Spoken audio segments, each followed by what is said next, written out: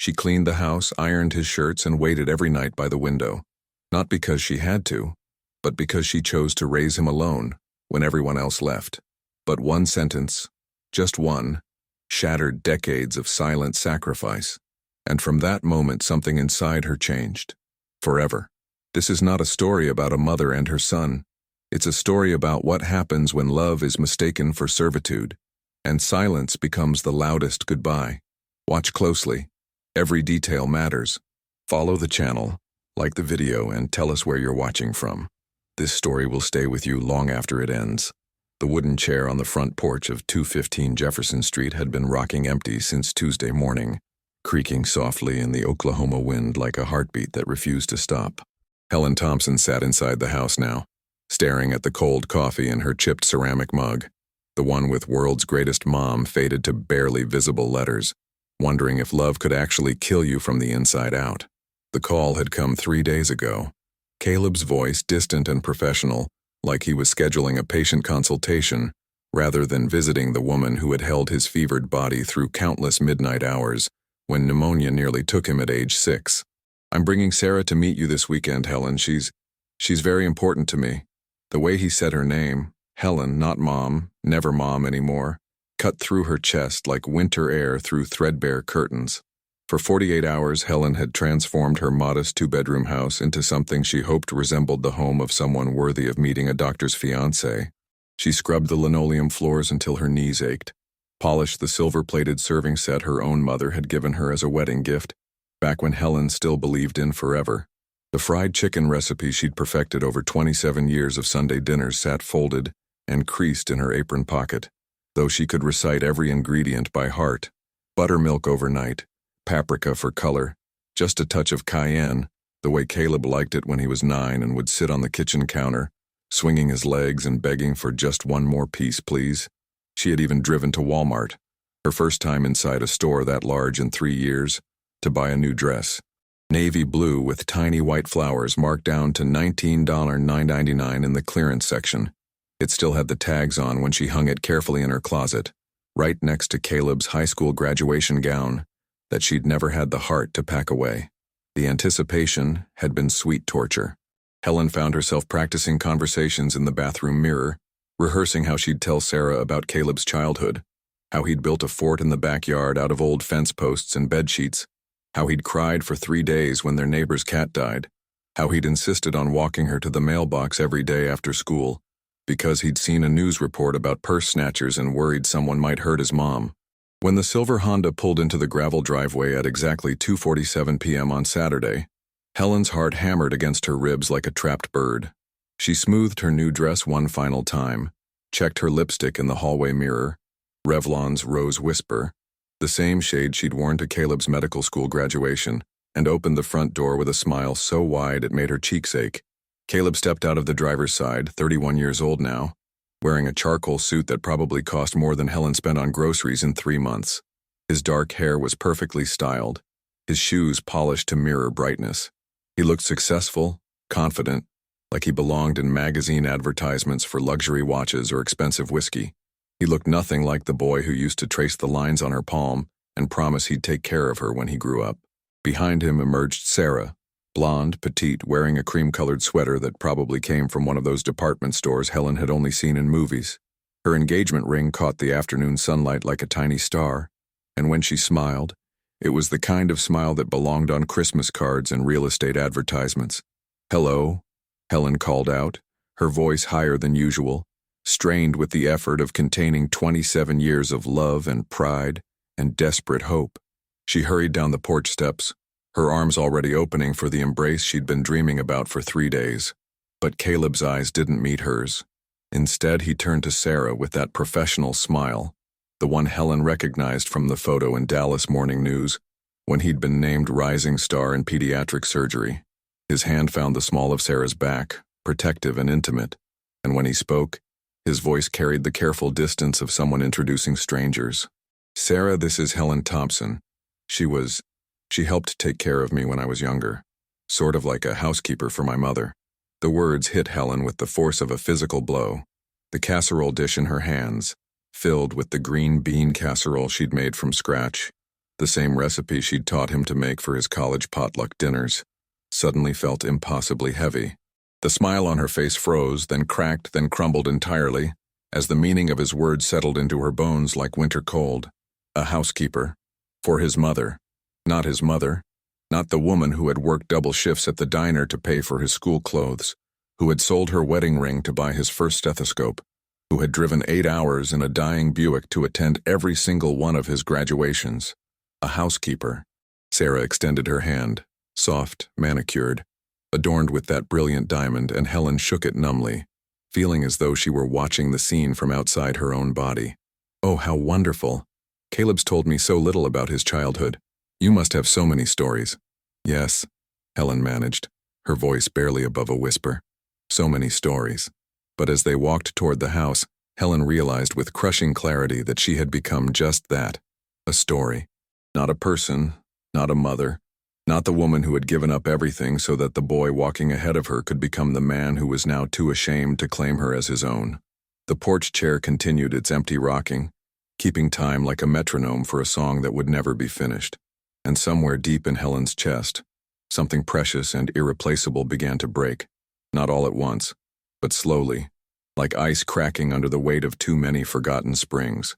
Inside the house, the table was set for 3, but Helen had never felt more alone in her life. The fried chicken sat golden and perfect in her mother's good serving dish, waiting to be shared with the son who had just erased her from his history with less than 20 words. The housekeeper. That's what she was now. That's all she had ever been. The chair on the porch kept rocking, empty and endless, marking time for a love that had nowhere left to go. The dining room had never felt smaller. Helen moved between the kitchen and table like a ghost haunting her own home, serving plates she had spent 2 days preparing, while her heart hammered against her ribs with each step. The good china, her grandmother's wedding set with the tiny blue roses, caught the afternoon light streaming through windows she had scrubbed until they sparkled. Everything was perfect, except for the fact that she was dying inside. Sarah sat with the posture of someone accustomed to fine dining, her cream sweater unmarked by the nervous sweat that dampened Helen's new dress. She cut her chicken into precise, small bites, chewing thoughtfully before offering compliments that felt like coins dropped into a charity jar. This is absolutely delicious. You're such a wonderful cook. Caleb, you never told me Helen made food this good. Caleb's fork paused halfway to his mouth. For just a moment, so brief Helen almost missed it, his eyes flickered toward the kitchen window where a ceramic handprint he'd made in 3rd grade still hung on a faded ribbon. His teacher, Mrs. Patterson, had written Caleb Thompson, age 8, in permanent marker across the palm. Back then he'd been so proud to share Helen's last name. Helen always was good with domestic things, he said carefully, his voice carrying the same clinical detachment he probably used when discussing treatment options with patients' families. He adjusted the silver watch on his wrist, his father's Rolex, the only thing Robert Thompson had left behind when he disappeared into a bottle of bourbon, and a woman from the next county over. Helen noticed everything. She always had. 27 years of loving someone teaches you to read the spaces between words, to hear what isn't being said. She saw how Caleb's shoulders tensed when Sarah asked about family photos, how he changed the subject when she mentioned wanting to see his childhood bedroom, how he checked his phone every few minutes like a man planning his escape. The old Zenith radio in the corner played softly, Coma 92.5, the same station Helen had listened to while doing dishes for 3 decades. Fleetwood Mac's Landslide drifted through the room, Stevie Nicks' voice wrapping around them like smoke. Helen remembered dancing to this song in this very room when Caleb was 12, both of them laughing as she taught him to waltz for his middle school dance. He'd stood on her feet too embarrassed to admit he was scared no girl would want to dance with the poor kid whose clothes came from Goodwill. So Helen, Sarah's voice cut through the memory like scissors through silk. How long did you work for Caleb's family? Helen's hand trembled as she reached for the sweet tea pitcher. The question hung in the air like humidity before a storm, heavy and suffocating.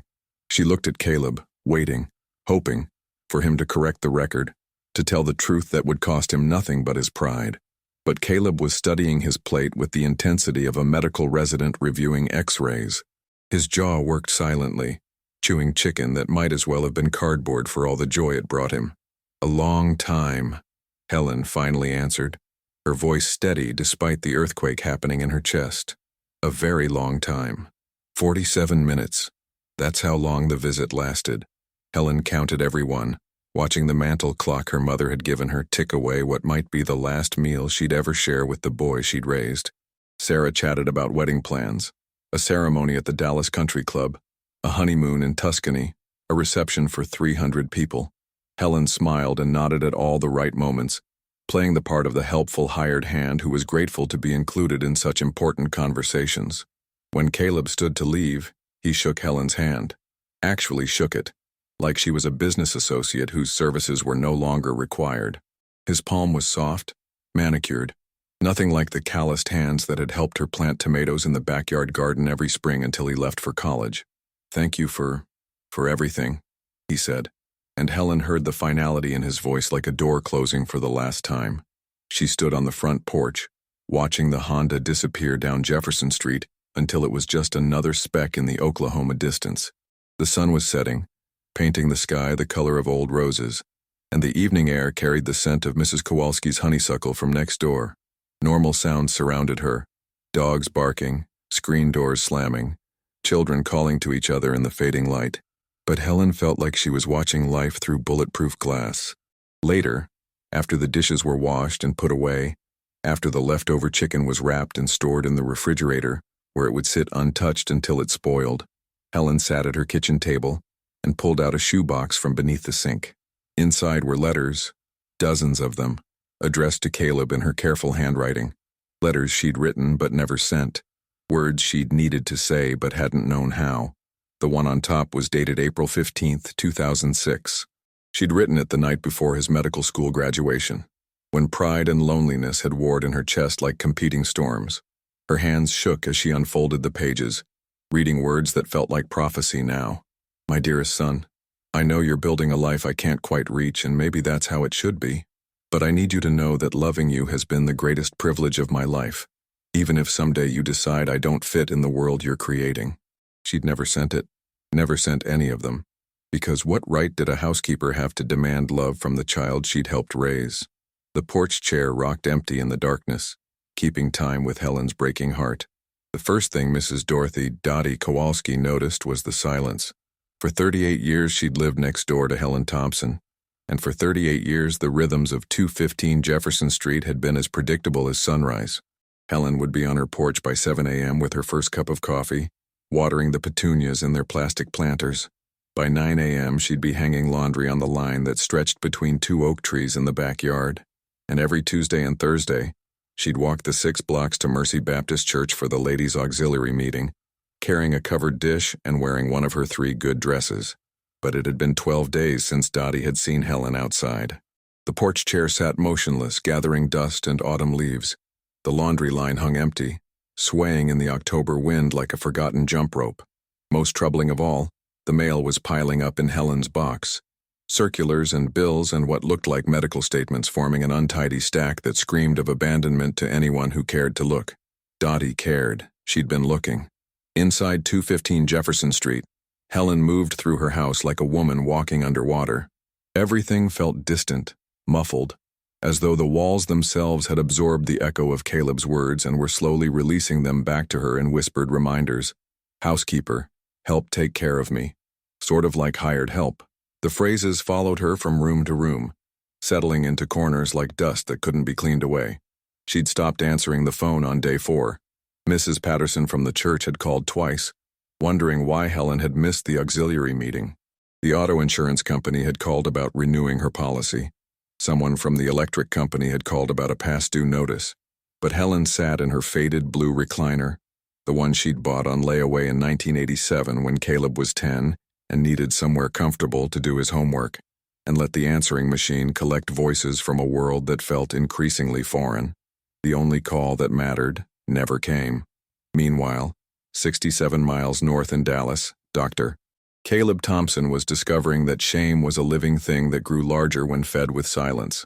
He stood in the surgical prep room at Presbyterian Hospital, scrubbing his hands with the methodical precision that had made him one of the youngest pediatric surgeons in Texas. But his mind was trapped in a dining room that smelled like fried chicken and regret.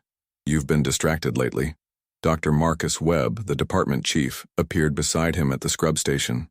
At 58, Webb had the kind of presence that made residents straighten their spines and attending physicians choose their words carefully. Everything all right at home? Caleb's hand stilled under the running water. Home. The word felt like a foreign language he'd once known but had forgotten how to speak. Was home the gleaming downtown loft he shared with Sarah, with its floor-to-ceiling windows and imported Italian marble? Or was it a two-bedroom house in Tulsa, where a woman who'd raised him was sitting alone, wondering why love had suddenly become a source of shame? Just wedding stress, Caleb lied, resuming his scrubbing with renewed intensity. Sarah's father has very specific expectations about connections. Webb nodded knowingly. Richard Kellerman owned half the commercial real estate in Dallas and had made it clear that his daughter's future husband needed to sever any ties that might embarrass the family name.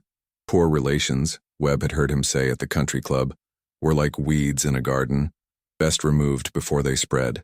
Family can be complicated, Webb said carefully.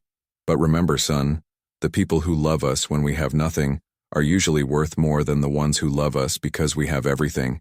The words followed Caleb into surgery, where he spent 4 hours repairing a birth defect in a 6-month-old's heart.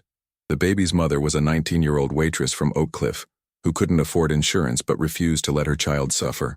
She reminded Caleb of someone, the way she held her baby, the fierce protectiveness in her eyes, the way she apologized for her worn shoes and faded scrubs as though poverty were a personal failing. She reminded him of Helen. That evening, alone in his loft while Sarah attended a charity gala he'd begged off from, Caleb found himself dialing a number he knew by heart.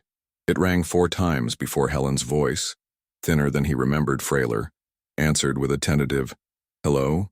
Helen, it's me." Silence stretched between them like the 70 miles of highway that separated Dallas from Tulsa. Caleb could hear the old Zenith radio playing in the background, some country song he probably knew the words to if he let himself remember. "How are you?" he asked, and immediately hated himself for the politeness in his voice, the careful distance that made the question sound like small talk with a stranger. "I'm fine, sweetheart." The endearment slipped out before Helen could stop it, a habit 27 years in the making. She caught herself, cleared her throat. I'm well. Thank you for asking." "Good. That's good." Caleb's reflection stared back at him from the loft's massive windows, and he barely recognized the man he saw, polished, successful, and utterly lost. "I should go. Sarah's expecting me to." "Of course," Helen interrupted gently. "You have your life to live." The line went dead, leaving Caleb holding a phone that felt heavier than surgical instruments, staring at a city that sparkled like broken glass below him. In Tulsa, Helen set the receiver back in its cradle and walked to the basement for the first time in months. Dust motes danced in the beam from the single overhead bulb as she made her way to the corner where her old Singer sewing machine sat beneath a floral bedsheet. She hadn't used it since Caleb left for college. There'd been no point in taking in alterations when the extra money was no longer needed for school supplies and growing boy clothes. But now, as she pulled away the sheet and ran her fingers over the familiar metal surface, Helen felt something stir in her chest that wasn't quite hope, but wasn't quite surrender either. Hidden in the machine's wooden cabinet, wrapped in tissue paper that had yellowed with age, was something she'd been saving for a day that might never come, something that held all the truth Caleb had forgotten, wrapped in silence and 27 years of unconditional love. The Singer sewing machine hummed to life for the first time in 7 years, its familiar rhythm filling the basement like a mechanical heartbeat. Helen's fingers moved with muscle memory across fabric that neighbors had brought her. Mrs. Chen's torn jacket, little Billy Martinez's school pants that needed hemming, Mrs. Patterson's church dress that required taking in at the waist. Simple alterations that paid enough to keep the lights on and the phone connected, though Helen wondered lately why she bothered with either. But these weren't ordinary repairs anymore. With each stitch, Helen folded small pieces of paper into hidden seams and secret pockets. Notes written in her careful cursive on scraps of grocery lists and old church bulletins. Messages that would probably never be found. Words that needed to exist somewhere in the world even if they were never read.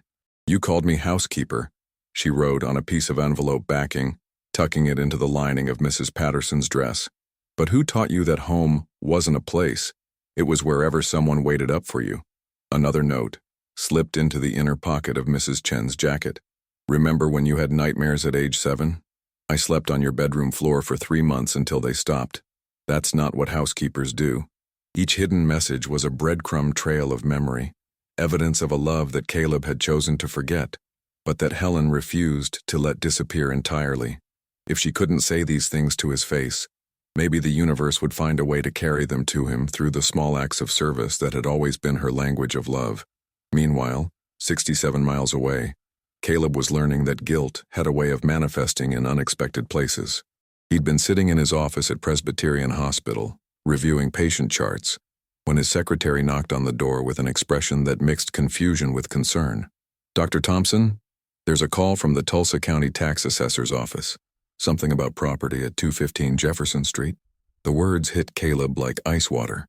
He took the call, listening with growing dread as a bureaucratic voice explained that the property was 3 months behind on taxes and faced potential foreclosure proceedings.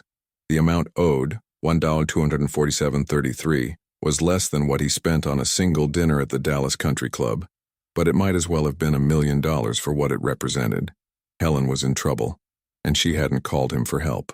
That afternoon, Caleb made the drive to Tulsa for the first time since the disastrous visit with Sarah. The Honda felt like a time machine as it carried him south on Highway 75, past billboards for Indian casinos and truck stops, through small towns that looked like they'd been frozen in 1985.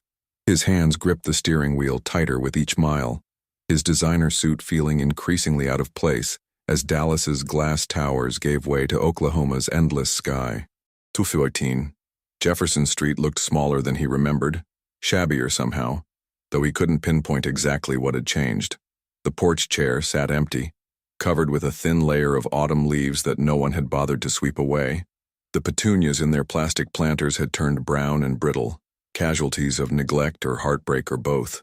Caleb knocked 3 times before accepting that Helen wasn't home.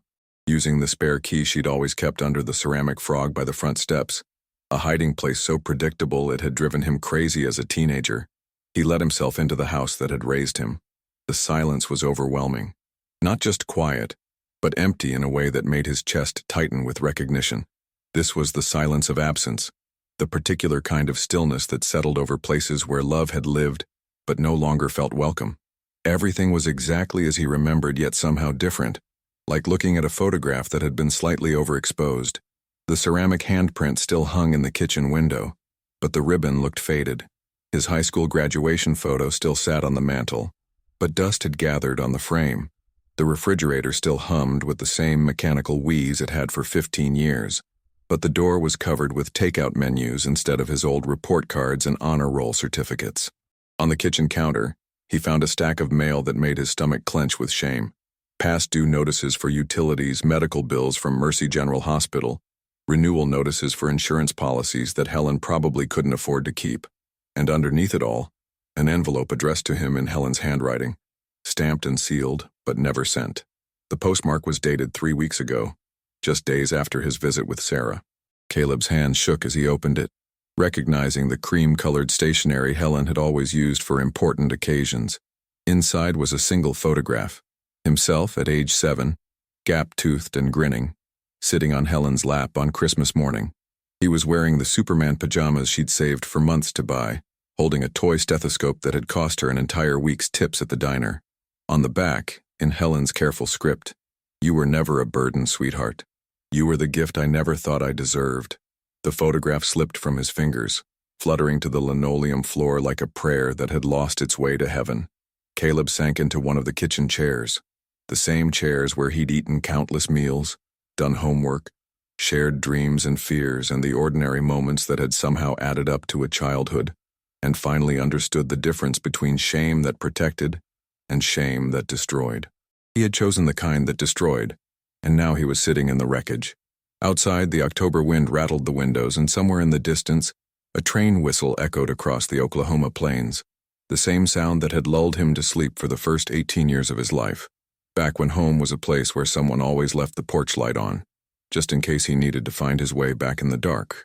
The basement of 215 Jefferson Street smelled like machine oil and memories when Caleb descended the wooden steps 3 days later, armed with legal authorization from the county assessor's office to conduct a property inventory.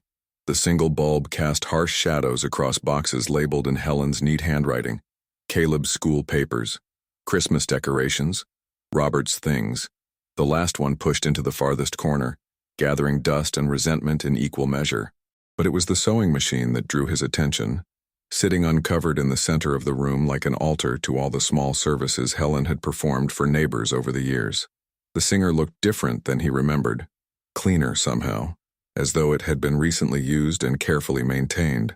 The wooden cabinet beneath it was open, revealing drawers and compartments he'd never noticed as a child. Caleb approached it like an archaeologist might approach an ancient tomb, knowing that some discoveries changed everything. His fingers traced the familiar metal surface, remembering how the machine's rhythmic humming had been the soundtrack to countless evenings when Helen worked late into the night, taking in alterations to pay for his school clothes and field trip fees and all the small expenses that added up to a childhood. In the bottom drawer, wrapped in tissue paper that had yellowed with age, he found a small velvet box. Inside was a ring, not expensive, not flashy, but beautiful in its simplicity. A thin gold band with a small diamond that caught the basement's harsh light and threw it back in tiny rainbows. Beneath the ring was a note in Helen's handwriting, dated just 2 weeks ago. "This was my mother's engagement ring. She gave it to me when I married your father, back when I still believed in forever. I've been saving it for your bride for the day when you'd be proud to introduce me as the woman who loved you first. But I understand now that some gifts are meant to stay buried. Maybe it's better this way. Maybe love isn't always meant to be claimed." Caleb's legs gave out. He sank to the concrete floor, the ring box clutched in his hands. And for the first time since he was 12 years old, and their neighbor's dog had been hit by a car, he sobbed. Not the controlled, dignified tears of a successful surgeon, but the raw, ugly crying of a child who had broken something precious and couldn't figure out how to put it back together. His phone buzzed. Sarah's name appeared on the screen, probably calling about wedding cake tastings or flower arrangements or any of the dozen details that seemed so important to their perfect life. He let it go to voicemail, unable to imagine explaining where he was or why he was sitting on a basement floor, drowning in the weight of his own cruelty. When he finally composed himself enough to climb back upstairs, Caleb found himself in Helen's bedroom for the first time since childhood. It was exactly as he remembered. The same faded floral wallpaper, the same oak dresser with its chipped mirror, the same double bed with the wedding ring quilt Helen's church group had made for her 40th birthday. On the nightstand was a collection of prescription bottles that made his medical training kick into overdrive. Blood pressure medication, heart pills, something for diabetes that he knew cost more than Helen could afford on her Social Security check. She was sick, had been sick, probably for months, and she'd never told him. The guilt was suffocating now, pressing against his chest like water filling his lungs. He dialed her number with shaking fingers, listening to it ring 4, 5, 6 times before her voicemail picked up. Her voice sounded smaller on the recording than it did in his memory, frailer somehow. "Helen, it's Caleb. I'm at the house. I found the ring and the note, and I need to talk to you. Please call me back. Please." But even as he left the message, Caleb knew with the terrible certainty that comes with understanding too late that some conversations can't be scheduled like surgical procedures. Some apologies can't be delivered on demand. Some love, once rejected, learns to protect itself by disappearing entirely. That evening he drove to every place he could think of: Mercy Baptist Church, the Walmart where Helen occasionally shopped, the diner where she'd worked for 15 years before her arthritis got too bad to carry heavy trays. No one had seen her. Mrs. Patterson at the church said Helen had missed the last 3 auxiliary meetings. The pharmacist at Walgreens said she hadn't picked up her prescriptions in over a week. It was Mrs. Kowalski who finally told him the truth that made his blood run cold. "She stopped going to her doctor appointments," Dottie said, standing in her own front yard and looking at Caleb with the kind of disappointment usually reserved for children who had broken windows with baseballs. "Said she couldn't afford the copays anymore. Said she was saving her money for something important, though she never told me what." Caleb thought about the tax bill, about the medical expenses piling up on Helen's kitchen counter, about a woman who had given up her own health care to keep a house that held all the memories of raising a boy who had grown up to deny her existence. The autumn wind picked up, rattling the dying leaves on the oak trees that lined Jefferson Street, and somewhere in the distance, Caleb could swear he heard the ghost of his own laughter. The sound of a child who had once believed that love was unconditional, that home was wherever Helen was waiting, that some bonds were too strong to break. He had been wrong about all of it. The missing person report felt obscene in Caleb's hands, reducing 27 years of love to a single sheet of white paper with checkboxes and blank spaces for identifying characteristics. Height, 5'4". Weight, approximately 130 pounds. Hair, silver gray, usually worn in a neat bun. Last seen, unknown. Relationship to reporting party.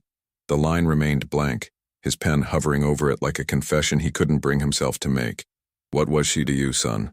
Officer Martinez asked gently, his weathered face kind in the way that suggested he'd delivered too much bad news to too many families. Behind him, the Tulsa Police Department hummed with the controlled chaos of a Tuesday afternoon. Phones ringing, keyboards clicking, the ordinary sounds of a world that kept turning even when individual lives came apart at the seams. Caleb's throat worked soundlessly. What was Helen to him? The woman who had sung him to sleep with off-key lullabies? The one who had sat in uncomfortable plastic chairs at every parent-teacher conference, every school play, every baseball game where he spent more time on the bench than at bat? The person who had worked double shifts so he could have the same sneakers as the other kids, who had learned to French braid his hair when he decided he wanted to look like the surfers in California, who had taught him that being a man meant protecting the people you loved, not hiding from them. "She raised me," he finally whispered, and the words felt like shards of glass in his throat. Officer Martinez wrote, "Foster mother," in careful block letters, and Caleb didn't correct him because the truth was too complicated for a police report. How do you explain that biology and love don't always align? That sometimes a mother is made not of DNA but of midnight fevers and first day of school photographs and the particular way someone says your name when you've disappointed them, but they love you anyway? The search began with systematic efficiency. Mercy General Hospital had no record of Helen Thompson being admitted in the past month. The Red Cross shelter downtown had a few elderly women in their care, but none matching her description. St. Francis Hospital, Hillcrest Medical Center, even the psychiatric facilities, all dead ends that made Caleb's medical training feel useless for the first time in his adult life. It was at Oklahoma State University Medical Center that a young nurse named Jennifer recognized Helen's description, though not from recent admissions. "There was a lady like that in the ER about 2 weeks ago," she said, consulting her notes with the thoroughness of someone who understood that details mattered. "Came in with chest pains, but when we ran her insurance and she saw the estimated costs, she asked to leave AMA, against medical advice, said she couldn't afford treatment right now." The words hit Caleb like a physical blow. Helen had been in pain, possibly having a heart attack, and she'd chosen to suffer rather than burden him with medical bills he could have paid without thinking twice.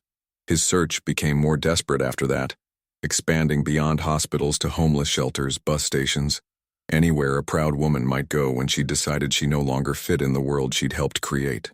At the Salvation Army on Peoria Avenue, a volunteer with kind eyes and paint-stained fingers remembered someone matching Helen's description. "Sweet lady, very polite," she said, ladling soup into styrofoam containers for the evening meal service. "She didn't stay long, said she was just passing through, but she helped serve meals for a few hours before she left. Had gentle hands. You could tell she'd spent her life taking care of people." From the Salvation Army, Caleb went to the Greyhound station, showing Helen's picture to ticket agents and janitors and anyone who might have seen a silver-haired woman buying passage to somewhere that felt safer than the place where her son was ashamed to claim her. The afternoon shift supervisor thought he remembered her, maybe buying a ticket to Oklahoma City, or possibly Kansas City. The details blurred together after thousands of transactions and countless faces seeking escape from lives that had become unbearable. That evening, Caleb found himself at Glenwood Cemetery, walking among headstones until he found the modest granite marker he'd purchased for Helen's mother 15 years ago. Dorothy Mae Gibson, 1934-2009, beloved mother and grandmother. Helen visited here every Mother's Day, bringing daisies from her garden and stories about the grandson who was going to be a doctor. Sitting on the grass beside Dorothy's grave, Caleb pulled out his phone and dialed Sarah's number. She answered on the second ring, her voice bright with the particular excitement that came from choosing between china patterns and arguing with wedding planners about table arrangements. "Caleb, perfect timing. I'm at Tiffany's and I need you to decide between the platinum rose pattern or the Hampton Court for our registry. The Hampton Court is more traditional, but the Platinum Rose has these gorgeous— Sarah, he interrupted, his voice rough with exhaustion and something that felt dangerously close to despair. I need to tell you something about Helen. She wasn't just a housekeeper. She's the closest thing to a mother I've ever had, and she's missing, and I think it's because I was too ashamed to admit that I love her. The silence that followed was so complete that Caleb wondered if the call had dropped.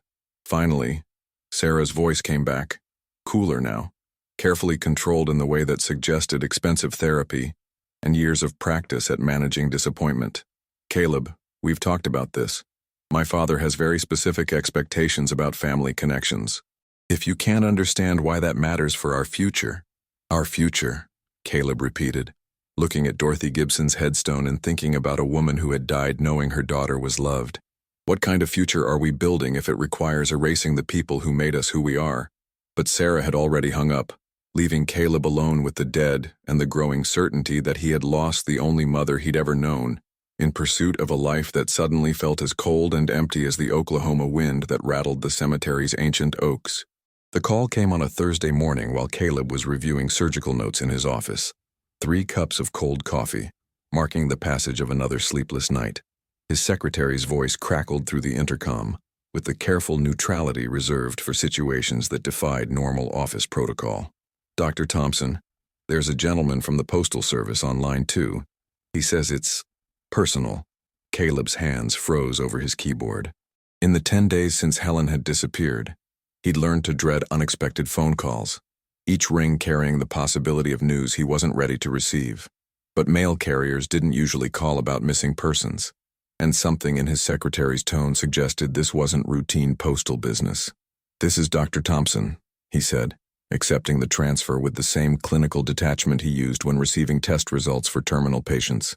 Doctor, this is Earl Hutchinson with the U.S. Postal Service here in Tulsa. The voice was older, weathered by years of Oklahoma wind and the particular weariness that came from delivering both love letters and foreclosure notices to the same neighborhoods. I've got something here addressed to you, but the circumstances are, well, they're unusual. Caleb's grip tightened on the phone. What kind of circumstances? A lady came to the main postal facility on Monday morning. Older woman, very polite, said she needed to mail something important but wanted to make sure it got delivered personally. She paid extra for certified mail, signature required, the works. But here's the thing. She asked me not to send it for exactly 1 week. Said timing was important for reasons she couldn't explain. The word settled in Caleb's chest like ice water. What did she look like? Silver hair, maybe 5'4", thin but sturdy looking. Had on a blue dress with little flowers on it. Kept apologizing for being a bother, which struck me as odd because she was one of the politest customers I've had in 20 years of postal work. Helen.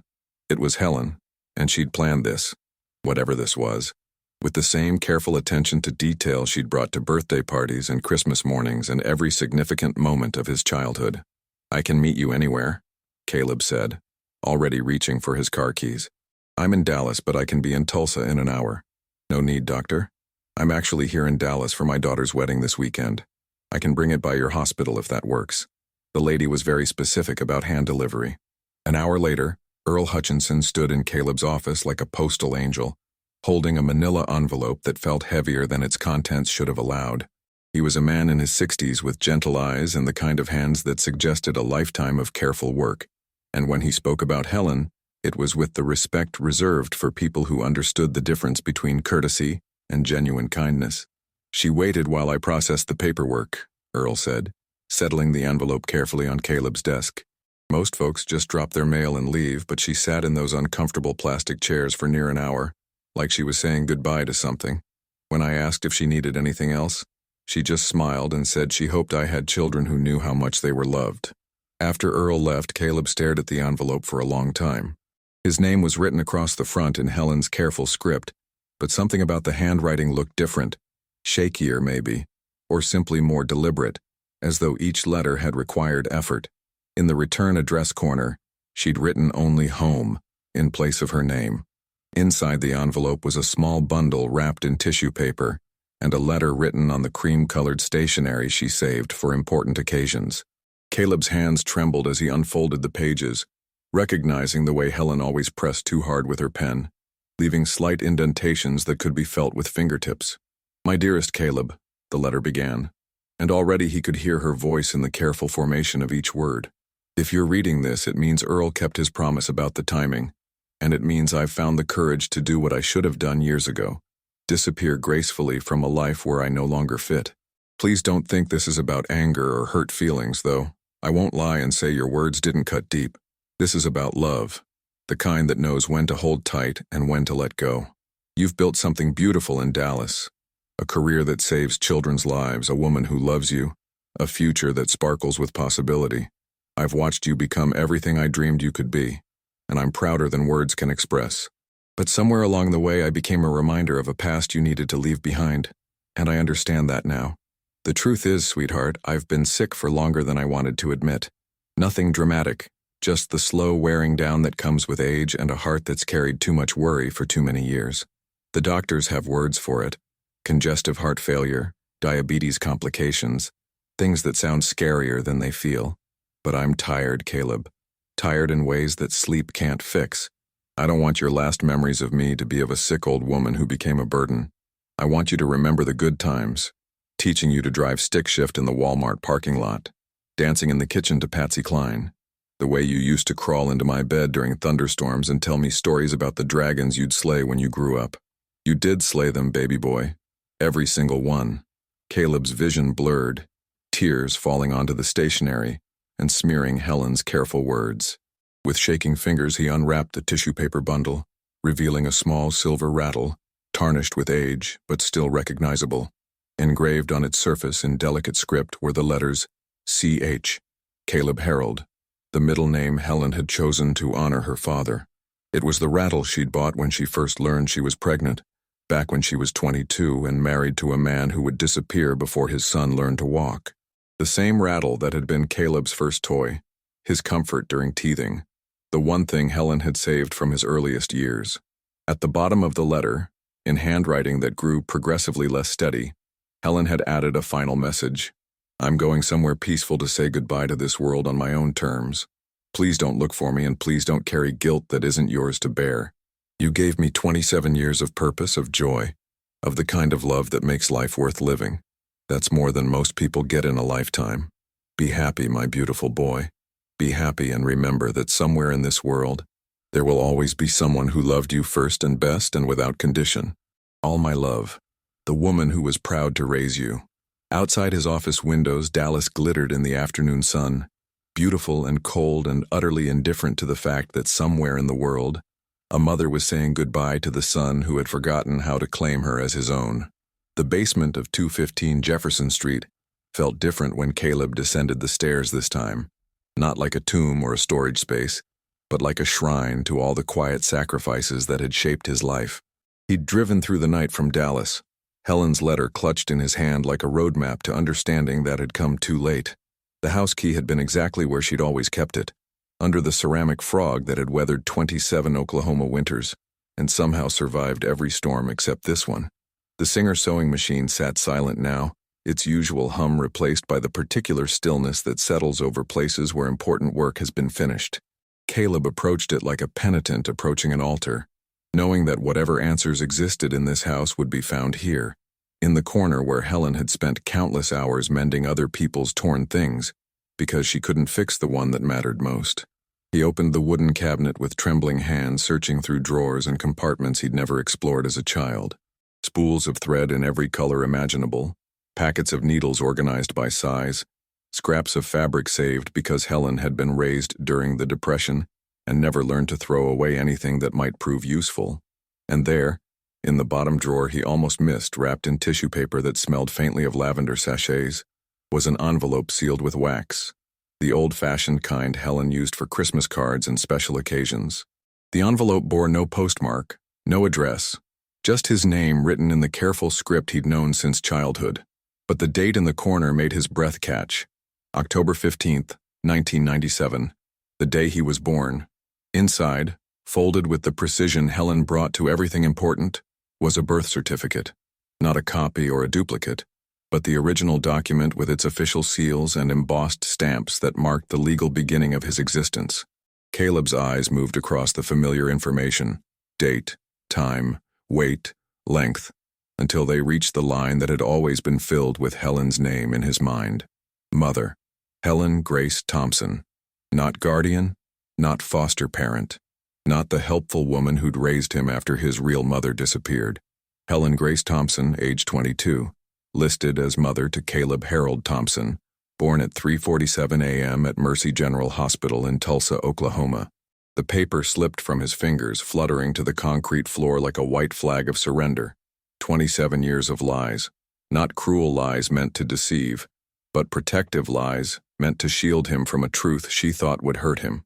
Helen wasn't the woman who'd stepped in when his mother left. Helen was his mother, and she'd let him believe otherwise because why?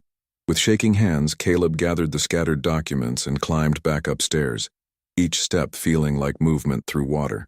In Helen's bedroom, he pulled open the dresser drawers with growing desperation, searching for more pieces of the puzzle that would explain how he'd lived his entire life believing a fiction. In the bottom drawer, beneath her winter sweaters that smelled of mothballs and memories, he found a shoebox tied with faded ribbon. Inside were photographs he'd never seen. Helen young and glowing, holding a newborn with dark hair and solemn eyes. Helen at 23, teaching a toddler to walk in the backyard of this same house. Helen at 25, crying as she watched a 5-year-old board a school bus for the first time. And underneath the photographs, a letter addressed to him in handwriting he didn't recognize. Masculine, angry, written on letterhead from a law firm in Oklahoma City. The date was March 1999, when Caleb would have been 2 years old. Helen, the letter began, I'm making this clear one final time. I want nothing to do with you or the kid. I've got a wife and a real family now, and I won't have my reputation destroyed by mistakes I made in college. If you try to contact me again or make any claims on my name or finances, I'll make sure everyone in Tulsa knows exactly what kind of woman you are. The boy's better off thinking his father is dead than knowing the truth about how he was conceived. Don't make me be crueler than I already have been. It was signed Robert Mitchell, not Robert Thompson, the name Caleb had carried his entire life. The pieces fell into place with sickening clarity. Helen had been young, unmarried, abandoned by a man who wanted no part of the consequences of their relationship. In small-town Oklahoma in 1997, that would have meant whispers and judgment and a lifetime of explaining. So she'd created a fiction, a brief marriage to a Robert Thompson who died young, leaving behind a widow and son who deserved sympathy rather than scorn. She'd given him a father's name to protect him from the shame of not having one. She'd let him believe she was just the woman who'd stepped in to help, because she thought that would hurt less than knowing his real father had rejected him before he could even walk. Every sacrifice, every lie, every moment of letting him believe she was somehow less important than the mother he thought he'd lost, all of it had been love disguised as something else. Caleb sank into the kitchen chair where he'd eaten countless meals, done homework, shared dreams with the woman who'd been his entire world before he'd learned to be ashamed of worlds that weren't big enough. On the table in front of him was a notepad where Helen had written grocery lists and phone messages, and all the small reminders that kept a household running. The top page was blank except for 2 words written in her careful script. My son. Not Caleb. Not the boy I raised. Just my son. As though she'd been practicing how to claim him out loud after 27 years of letting him claim someone else. Through the kitchen window, he could see the porch chair where Helen had waited for him to come home from school, from dates, from college visits, from all the small journeys that had eventually led him away from her entirely. It was moving now, rocking gently in the October wind as though pushed by invisible hands that remembered the weight of someone who'd spent decades watching the road for signs of love coming home. For the first time since he was 7 years old and afraid of monsters under his bed, Caleb went to Helen's room and crawled under the wedding ring quilt that smelled like Dove soap and unconditional love. He pulled the covers over his head like a child hiding from truth too big to face, and cried for the mother he'd lost twice, once to his own shame, and now to the kind of heartbreak that kills slowly and quietly, like flowers dying of drought. Outside, the autumn wind carried the sound of leaves falling, of seasons changing, of time passing for everyone except the sons who learned too late that love was always simpler than they made it, and infinitely more fragile than they ever imagined. Sometimes the people who love us the most are the ones we see the least, not because they're invisible, but because we stop looking. We chase titles, approval, and status, while the hands that fed us, held us, and fought for us, quietly, fade into the background until it's too late to say thank you. What would you have done in Caleb's place? Would you have claimed the woman who sacrificed everything for you? Or would you have traded love for convenience and family for image? In the end, we all leave behind a story. The question is, who will be brave enough to tell the truth in theirs? If this story moved you, share it. Someone out there might need to hear it today. Don't forget to like the video, follow our channel for more powerful stories, and tell us in the comments, where are you watching from and what would you have done?